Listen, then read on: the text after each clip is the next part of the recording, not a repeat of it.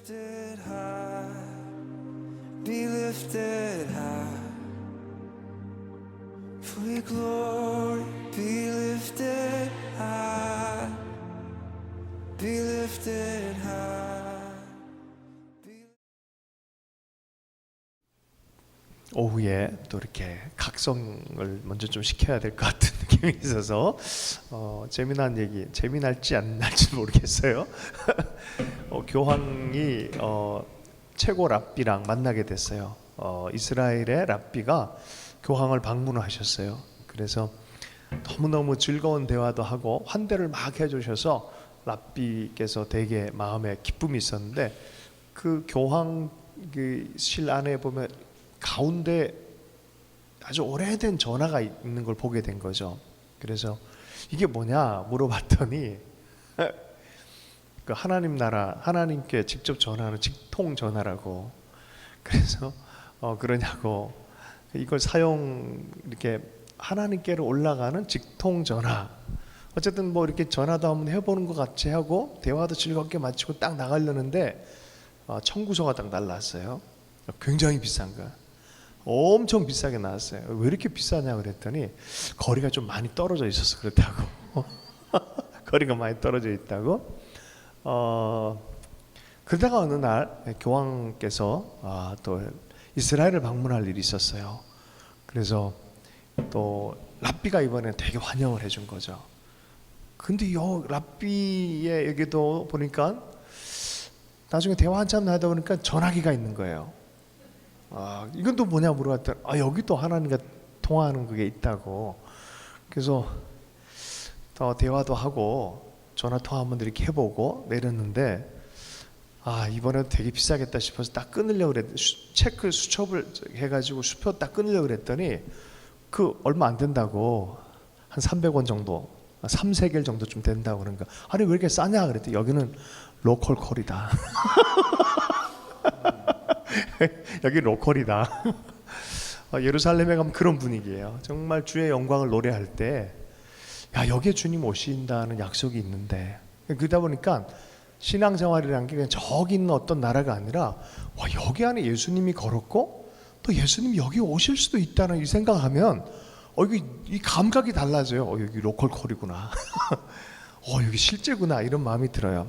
마태복음 22장 29절의 말씀에 보면 성경도 하나님의 능력도 알지 못하는도다 라는 그런 구절이 있어요. 정말 하나님의 십자가와 그 구원의 권능, 여러분 뭘 알아야 된다고요? 성경도 하나님의 능력도 알아야 되는 거예요. 부활하신 예수 그리스도, 다시 오신 예수 그리스도, 성경도 알고 하나님의 능력도 아는. 여러분 믿음은 바라는 것들의 실상이라고 얘기를 했어요. 믿음을 통해서 하나님의 나라 일들이, 역사가 일어나는 것에 대해서 꿈꾸는 은혜 계속해서 가져갈 수 있으면 좋겠어요. 하나님의 성경과 하나님의 능력을 많이 알아가는 우리의 삶이 됐으면 좋겠습니다. 하나님의 능력은 기도를 통해서 정말 역사가 많이 일어나잖아요. 성경과 하나님 나라의 능력을 체험하면 할수록 은혜로 우리가 세워진다는 것을 알기 시작합니다. 제가 저번에도 한번 얘기를 했는데, 제가 서론을 좀 길게 한 다음에 본문을 좀 들어갈게요. 예전에 AI 얘기했잖아요. AI가 큰 회사를 차려가지고 AI 면접관이 12제자들을 다 이렇게 면접하면서 회사 지원을 했기 때문에 해봤어요. 베드로 성격이 좀 안 좋아. 일단은 사고칠해, 안 돼. 시몬 이렇게 다 해봤어요. 다 해봤더니 다 안 맞아. 딱 한 명이 뽑혔어요. 누가 뽑혔냐? 미래지향적이고 현실적 계산도 잘하고 준비도 잘하는 유다가 딱 뽑힌 거예요. 이게 AI가 답을 낸 거란 말이죠. 근데 예수님께서는 탈락한 그 제자를 통해서 열방 전체를 축복하고 또 세워나가기를 원하셨어요. 어떻게 보면은 실패한 제자들을 하나님의 왕국에 굉장한 기둥들로 주님 불러주셔서 사용을 하셨습니다. 가끔 그래요. 갈릴리에 뭐가 선한 게 있겠냐, 저 다 쭉정이들이지 뭘 알고 있겠냐라고 싶은 그런 것 가운데 솜씨 좋은 하나님이 알곡을 얼마든지 만들 수 있다. 믿으십니까? 우리 인생도 하나님께서 알곡 이상으로 풍성하게 역사하실 수 있다. 2011년 강원도 춘천에서 5주간 동안 매일 1000개의 슛을 훈련을 했던 청년이 있었어요. 오른발 500개, 왼발 500번 슈팅. 매일마다 지옥 훈련을 시키는 아버지가 있었어요. 그래서 EPL이라고 하나요? 거기에서 보면은 어쨌든 그렇게 이 슛을 썼던 그 존에 딱 들어가기만 백발백중 걸리는 거예요. 그 존 이름이 어디냐? 손흥민 존이라 그래. 이 청년의 이름 뭐야? 손흥민이에요. 손흥민. 아니 갈릴리에서 선한 게 날 수 있을까? 이번에 임윤찬, 제가 임윤찬 자랑을 하려는 게 아니라 외국에 나가서 유학도 안 했어요. 그런데 어떻게 저렇게 할 수 있지? 11살 때부터 선생님이 특별하게 이 로컬 선생님이 아주 좋은 선생님들이 기가 막히게 훈련을 시켰더라고요. 그래도 대단하지 않아요? 제가 보면서 아무리 인간이 이렇게 연습을 한다 해도 이거는 하나님이 우리 세대를 위해서 사인을 주시는 것 같은 느낌을 저는 들 정도였어요. 그래서 한 자리에 앉아서 라흐마니노프 3번 그 3번 제가 들었어요. 들으면서도 대박이다, 얘 진짜 대박이다, 이런 생각이 좀 들었어요. 손흥민을 좋아합니다. 아픈 청춘들에게 희망을 주고 또 뭐 PK 찰 때도 욕심 부리고 그러질 않아요. 전담 키커한테도 맡기고 하면서 원칙도 딱 지키고, 또 자기보다는 우리를 이렇게 하면서 뭔가를 만들어내는 어떤 모습들, 진짜 어떻게 20대를 보냈길래 저렇게 긍정과 희망의 메신저가 되나. 처음엔 다 가라지였을 텐데 한국에서 뭘 축구 선수가 나오고, 한국에서 전쟁 끝난 뒤에 무슨 음악가가 나오고 그러지 않았겠습니까? 한국에서 목회자가 나오면 얼마나 나오겠냐 그러지 않겠어요? 그런데 아니잖아요, 그죠? 하나님의 손에 의하면 가라지도 알곡된다. 오늘의 본문 알곡과 가라지입니다. 말씀을 보겠습니다. 마태복음 13장 24절에서 30절까지의 말씀입니다. 마태복음 13장 24절에서 30절까지의 말씀을 한번 읽어보겠습니다. 시작.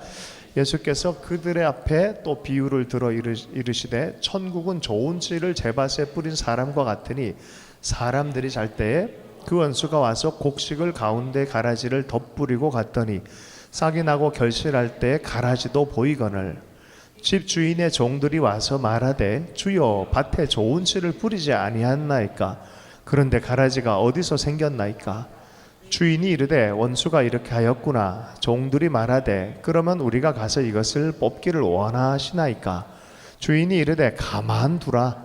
가라지를 뽑다가 곡식까지 뽑을까 염려하노라.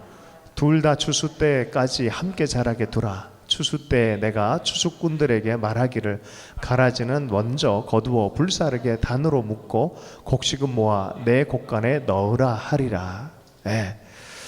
알곡과 가라지에 대한 비유입니다. 예수님께서는 하나님 나라의 복음을 전하기 위해서 오셨어요. 그런데 하나님 나라의 복음을 전하는 방식에 대해서 복음서에서 얘기를 했어요. 어떻게 얘기했냐? 하나님 나라를 비유로 말씀하셨다 그래요.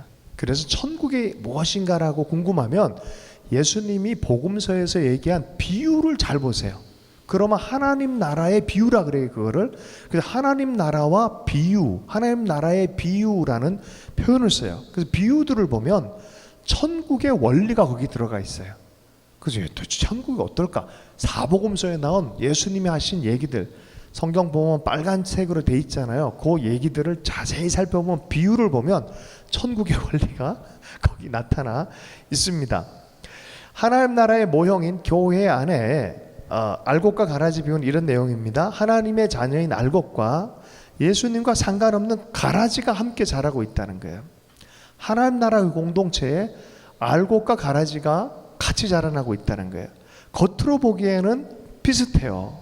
그런데 결정적인 차이가 뭐냐? 열매가 다르다는 거예요. 열매가. 피랑 이거랑 구별하기 어려워요. 웬만한 사람이면. 그러니까 구별이 안 돼. 똑같은 것처럼 보여. 그러나 마지막 때에 진짜 알곡과 가짜가 딱 가리워지게 돼 있다니까요. 자, 씨 뿌리는 자가 등장합니다. 누구예요? 예수님이에요. 오늘은 우리가 이 복음의 씨를 뿌리는 것에 대해서 설교를 했어요. 예수님이 뿌리시는데 누굴 통해서 뿌려요? 반포자들 통해서. 복음을 전하는 발을 통해서 뿌리십니다. 주님이 주님의 심령으로 이 복음의 말씀을 전하고 있습니다.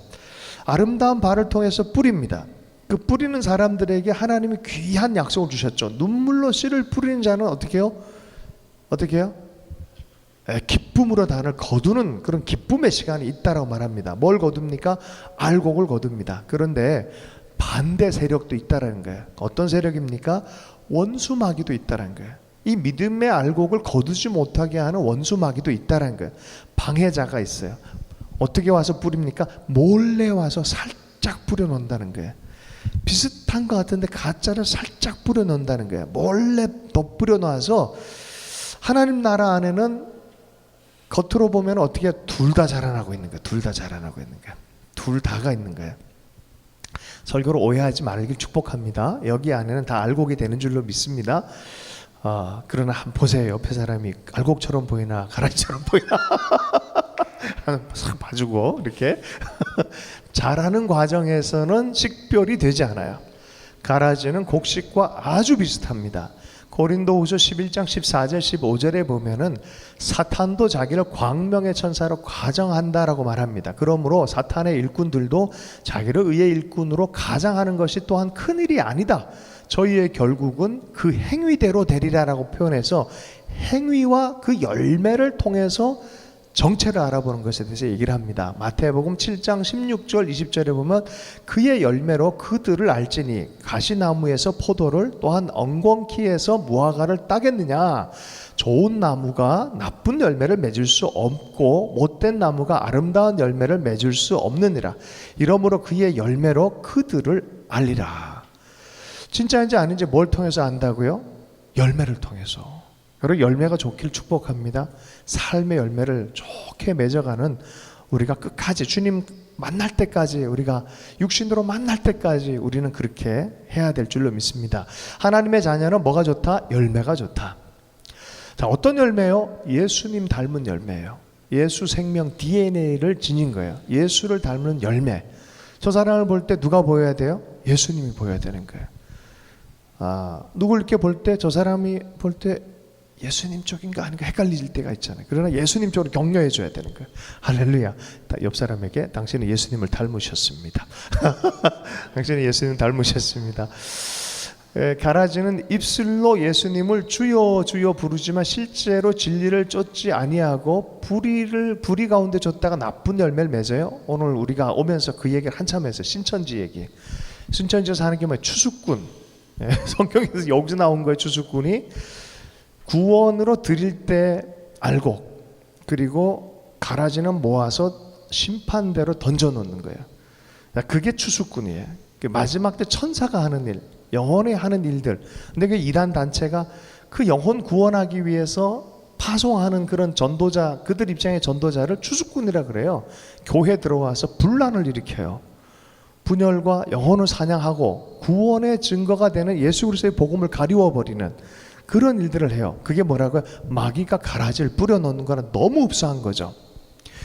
자, 가라지는 교회 안에서 믿음을 위장해서 자신의 유익을 도모합니다. 가만 보면 진짜 저 사람을 위하거나 진짜 하나님의 교회를 위한다든지 이게 아니라 이단 사설을 만들어서 퍼뜨립니다. 자기 유익을 도모합니다. 교회를 파괴하는 불의를 일삼는 것이 가라지가 하는 일입니다. 우리가 순교자들 보면 교회를 지키기 위해서 6.25 가운데서도 교회 지키고 성도를 섬기기 위해서 그 사명의 자리를 떠나지 않는 목사님들의 미담들을 우리가 또 순교하기까지 가는 이야기들 우리가 많이 듣습니다. 근데 요새는 교회가요, 코로나 시즌을 통하면서 교회 자신도 교회에 대한 생각이 흐려졌고, 많은 사람들이 교회가 얼마나 놀라운 하나님의 축복의 통로인지에 대한 확신도 사라져버리고, 그러니까 유튜브로 그냥 개인적으로만 예배를 드리고 그걸로 만족해버려요. 만약에 아름다운 자매님과 결혼할 예정이 있으시다. 우리 형제님께서 할렐루야. 그런데 너무너무 사랑하게 됐는데 롱 디스턴스, 부산을 자매가 갔어. 나는 서울에 있어. 계속 연애를 어떻게 해요? 줌으로만 해. 이게 한 달, 두 달, 5달, 1년, 2년, 3년 계속 만날 거예요? 왜요? 왜요? 뭔가 이상하죠. 이게 뭔가 이상해. 이게 진짜 인격적일까? 그러니까 그런 거거든요, 사실은. 그런데 우리 세대가 우리도 모르게 가라지의 생각을 딱 받아들이고 이거 괜찮겠지라는 그런 분위기로 가고 있습니다. 위험합니다, 진짜로. 만나서 함께 기도해야 되고요. 만나서 함께 격려해야 되고, 함께 식탁의 교제를 나눠야 되고, 함께 말씀을 나눠야 돼요. 여러분, 그죠?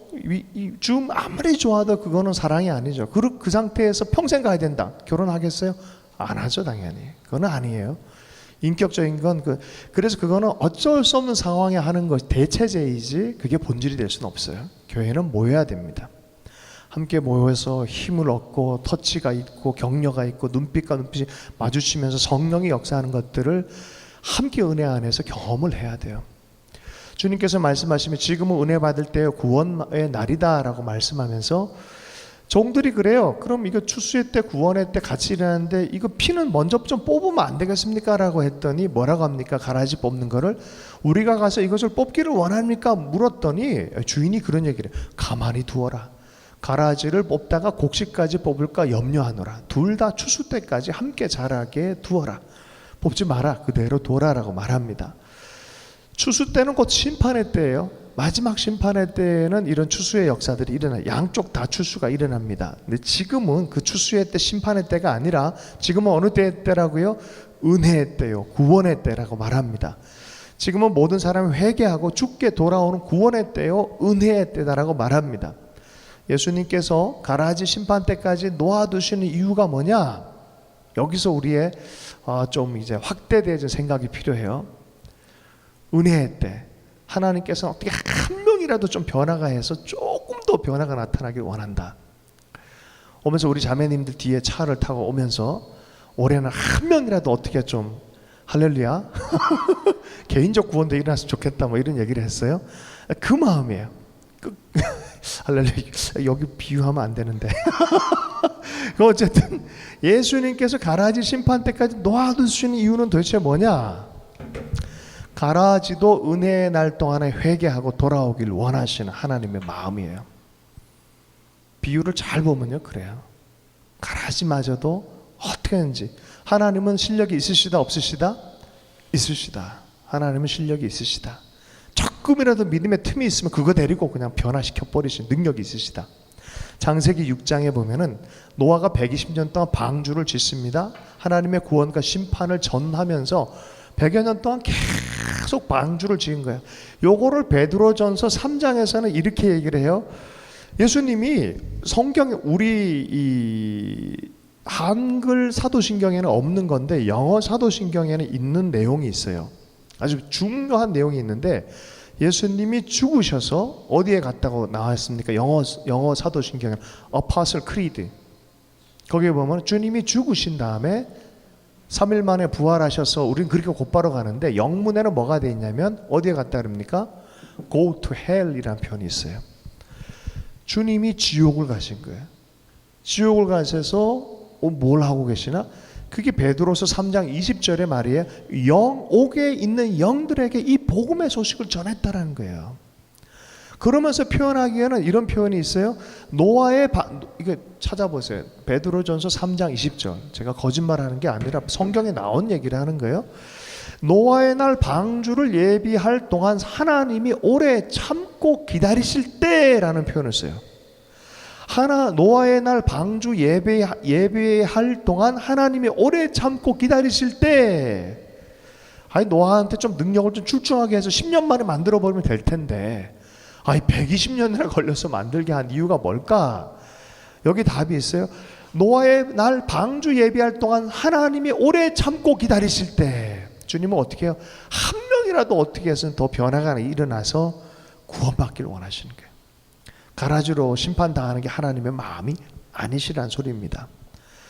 유혹의 욕심을 따라서 썩어가는 구습을 쫓아서 살아왔다면 지금 은혜의 때다. 회개하고 돌아와라.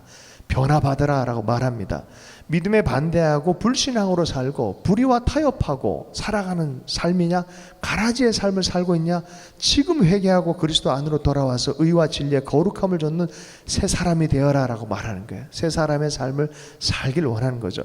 로마서 2장 4절에는 그렇게 말씀합니다. 혹 내가 하나님의 인자하심이 너를 인도하여 회개케 하심을 알지 못하여 그의 인자하심과 용납하심과 같이 길이 참으심의 풍성함을, 그 다음 뭐예요? 멸시하느뇨 라고 말해요. 하나님의 풍성함, 하나님의 인자하심, 하나님의 용납하심은 엄청나다는 거예요. 네 상상 초월하는 그런 형태의 하나님의 사랑과 인자하심이 있다는 거예요. 그러니 지금은 구원받을 때다. 구원받을 때다. 그러니 빨리 돌아와서 하나님께 기도하고 변화받아 좋겠다. 가라지마저도 변화받아서 알곡되게 하시길 원하시는 하나님의 마음, 그리고 예수님의 복음은 충분히 그렇게 하기를 원하셔서 가라지를 위해서도 죽을 수 있는 분. 자, 우리는 우리를 괴롭히는 이 가라지 같은 모습들, 또 우리의 삶의 그런 대상들을 보면은 어떻게 봅니까? 이렇게 봅니까? 아니면 예수님처럼 생각합니까? 아니면 저거 가라지라고 미리 단정을 해버립니까? 그 옆 사람 다시 보세요. 가라지인지 알곡인지 어떻게 알아? 모르지. 그럼에도 불구하고 하나님은 알곡이 되길 원하시는 마음이죠. 그죠? 여러분, 그러면 우리는 어떻게 해야 될까요? 예정론 같이 이렇게 하면은 쟤는 가라지, 평생 해도 가라지, 얘는 안 변해, 이러고 끝내버릴 수 있지만 그게 주님의 복음 안에서 있는 예정이 아닌 걸 우리는 알잖아요. 그럼 어떻게 합니까? 그 사람에 있는 모습을 보는 것이 아니라 그 사람 속에서 그리스도의 뜻을 찾는 거예요. 예수님 안에서 보는 거예요. 이게 얼마나 놀라운 것인지 이해할 필요가 있어요. 교회 왔다가 많은 사람들이 치유받고 위로받고 힘을 얻으러 왔다가 상처 입고 실망하고 교회를 떠나는 사람들이 있어요. 왜 그런지 알아요? 그리스도를 보지 못하고 가라지 같은 모습 때문에 다 실망해서 떠나는 사람들이 많아요. 교회는 질문이 있습니다. 천사들의 공간입니까? 죄인들의 공간입니까? 천사들의 공간입니까? 죄인의 공간입니까? 네. 많은 사람들이 이 죄인, 은혜 받은 죄인을 천사들이라고 착각을 하면서 기대가 너무 높아요. 네. 주님의 몸이긴 하지만 아직 치료도 필요하고 용서도 필요하고 변화도 필요한, 가라지에서 알곡으로 변화하고 있는 그런 대상들인데 너무 많은 것을 기대하고 있다가 상처를 많이 입어요. 그래서 그런 말이 있어요. 옆에 있는 좌우를 바라보지 말고 믿음의 주에 온전케 하신 그리스도를 바라봐야 된다. 신앙생활 승리하는 법, 그리고 이세벨의 영에 걸리지 않는 방식이 바로 이 방식이에요. 어떤 형태로든지 이렇게 잘못 왜곡시키는 영들이 있거든요. 그리스도를 볼 때 왜곡되지 않습니다. 지혜와 총명이 생기기 시작해요. 예수님을 바라보면서 신앙생활 할 줄 알아야 돼요. 양옆에만 보면 안 돼요. 그리스도를 보고 그 형상 안에서 옆을 바라보기 시작해야 변화가 나타나는 줄로 믿습니다. 그런데 이게 쉽지 않잖아요. 그죠? 헐뜯고 비방하는 사람들 보면은 도리어 우리는 기도해야 된다는 건 알아요. 네. 여기에 우리의 믿음의 결단이 꼭 필요해요. 너무 중요합니다. 누가복음 6장 27절 29절, 주님의 복음은, 이 복음의 정신은 여기에 있어요. 이거는 다 찾으셔서 외우셔도 좋고요. 줄 쳐놓고 꼭 기억하십시오. 복음의 정신과 하나님의 성품의, 복음 안에 있는 성품의 가장 엑기스가 바로 누가복음 6장 27절에서 29절의 말씀입니다. 함께 읽어보겠습니다. 시작. 그러나 너희 듣는 자에게 내가 이르노니 너희 원수를 사랑하며 너희를 미워하는 자를 선대하며 너희를 저주하는 자를 위하여 축복하며 너희를 모욕하는 자를 위하여 기도하라. 내 입뺨을 치는 자에게 젖밤도 돌려대며 내 겉옷을 빼앗는 자에게 속옷도 금하지 말라. 할렐루야. 오전에 마태복음, 누가복음 5, 6, 7장 이런 내용을 붙들고 예수 하면서 인정합니다라고 했던 형제를 통해서 큰 역사가 일어났다는 얘기 있었잖아요. 자, 사실 여기 복음의 핵심이 있어요. 하나님은 우리를 향해서 내가 원수의 위치에 있을 때, 하나님을 미워하고 있을 때, 하나님을 저주하면서 반대길로 가고 있을 때도 나를 사랑하고 나를 선대하고 나를 축복하고 나를 위해서 기도하시는 분이란 거예요. 아멘이십니까? 자, 예수님이 그랬다면 알곡들은 어떻게 할까요? 다시 한번 여러분의 원수를 떠올려 보세요. 원수가 없는 분들은 행복한 사람들입니다.